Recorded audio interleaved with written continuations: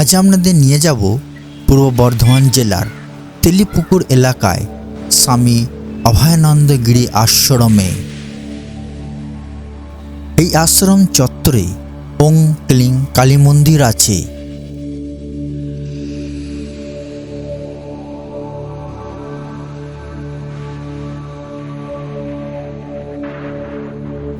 Bardhaman railway station থেকে টোটো বা বাসে করে তেলিপুকুর বাস স্টপে আসতে হবে। তেলিপুকুর বাস স্টপের কাছেই এই আশ্রমটি।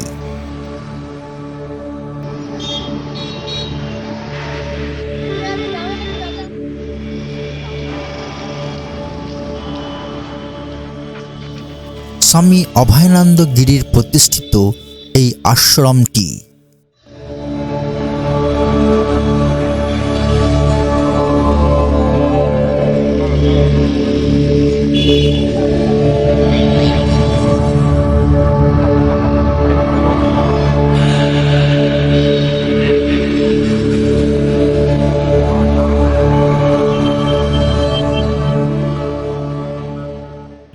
এই আশ্রমটি একটি আধ্যাত্মিক কেন্দ্র।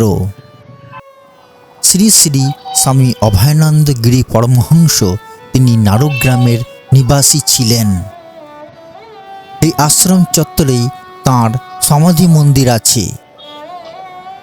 বর্ধমানের এই আশ্রম ছাড়াও আরও 5টি আশ্রম আছে: ত্রিবেণী, গোপালপুর, জুবিলা, নারুগ্রাম এবং কাদরাতে।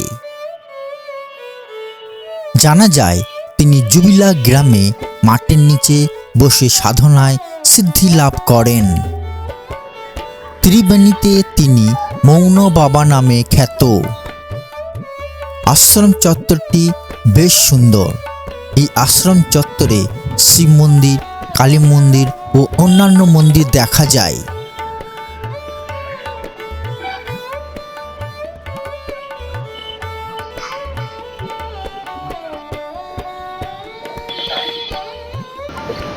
ওই আশ্রমের আমি তাজপুরে আছে, তাজপুরে সেক্রেটারি। আমার নাম অনুপ শঙ্কর ঘোষ।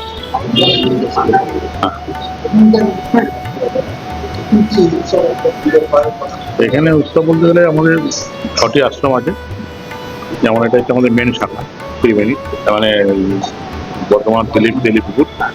এরপর আমাদের একটা শাখা আছে যেমন ত্রিবেণী সপ্তঋষি ঘাটের ওখানে একটা আছে। আর একটা কাষ্টকুটুম্ব কাদলার ওখানে একটা আমাদের আশ্রম আছে। এখানে আমাদের যে মহারাজ মেন যে ছিলেন অভয়ানন্দ গিরি মহারাজ, ওনার জন্মভিটা নারুগ্রাম। সেই জন্মভিটার উপর একটা আশ্রম আছে।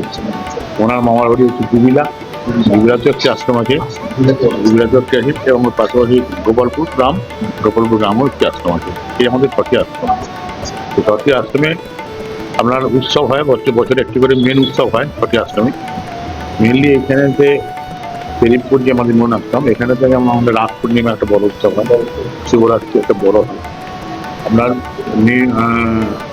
উৎসব লেগে গিয়ে পরপর যেগুলো আছে এখানে 6-7টা উৎসব হয়। প্রতিদিন আমাদের সকাল এখানে মোটামুটি 7টায় এবং 6:30 7টার মধ্যে মহারাজ বসেন। 12টা 12:30 পর্যন্ত পুজো হয়। আবার তারপরে আবার বিকাল 4টে থেকে রাত 9টা পর্যন্ত পুজো চলে। এবং বিকালের দিকে এখানে জপ টপ হয়, ঠাকুরের যে নাম। হ্যাঁ, আমাদের মেন মন্ত্র হচ্ছে ওং ক্লিং ক্রিং, এই মন্ত্র জপ হয়। হ্যাঁ, আর উৎসবের সময় কীর্তন বা আমাদের যে নামের দল আছে নিজেদেরই সব শিষ্য ভক্তদের, তারা এসে নাম টাম করে। ভোগ বলতে গেলে আমাদের এখানে এমনি ধরুন কোনো পয়সা করি দিয়ে কোনো ভোগ খাওয়ানো হয় না। ধরুন আপনি আসছেন, আপনি যদি মনে করেন যে এখানে এসছেন একটু কাজে বাড়ি আছে খাবেন, মহারাজের কাছে এসে বললেই আপনি খাবেন। এখানে কোনো পয়সা লাগে না ভোগের। এখানে কোনো প্রণামী বক্স আপনি পাবেন না। আমাদের ঠাকুরের ইচ্ছাই ছিলেন যে সব মানুষকে খাওয়াবে। যা আসবেন প্রতিদিন আমাদের প্রতিনিয়ত ইচ্ছা, সেটা তার ব্যাপার। সেটা কোনো আমাদের কোনো ওই দামটার উপরে আমাদের কোনো ইয়ে নেই না। পুজো টুজো যা দিয়ে এলো তার উপরেই নির্ভর করে এটা চলে। এবারে ধরুন আমার 10 জনের খাবার হয়তো আমার হয়েছে 15 জন, ভাগ করেই খেতে হবে। এই হচ্ছে বিষয়টা, কিন্তু কাউকে ঘুরিয়ে দেওয়া হবে না, বুঝলেন তো? এইভাবেই আমাদের চলে আসছে ঠাকুরের আমল থেকে, সেটাই চলছে এখন।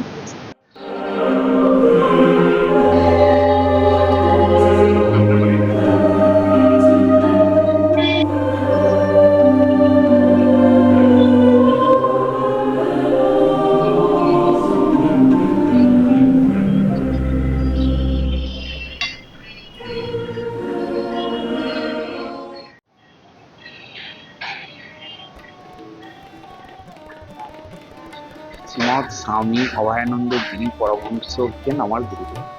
উনি হচ্ছেন ঋষিলোক থেকে এসে সপ্ত ঋষির একটা ঋষি। উনি এই নাম মাটির তলায় ওম হোম ক্লিং ক্লিং এই বীজ মন্ত্র উনি পেয়েছিলেন জুবিলা আশ্রম, ব্রাহ্মণ চণ্ডালের শ্মশান। সেখানে উনি তপস্যা করে মা আদ্যাশক্তি মহামায়া নিজে গুরু হয়ে মাটির তলায় 10 দিন 10 রাত ছিল।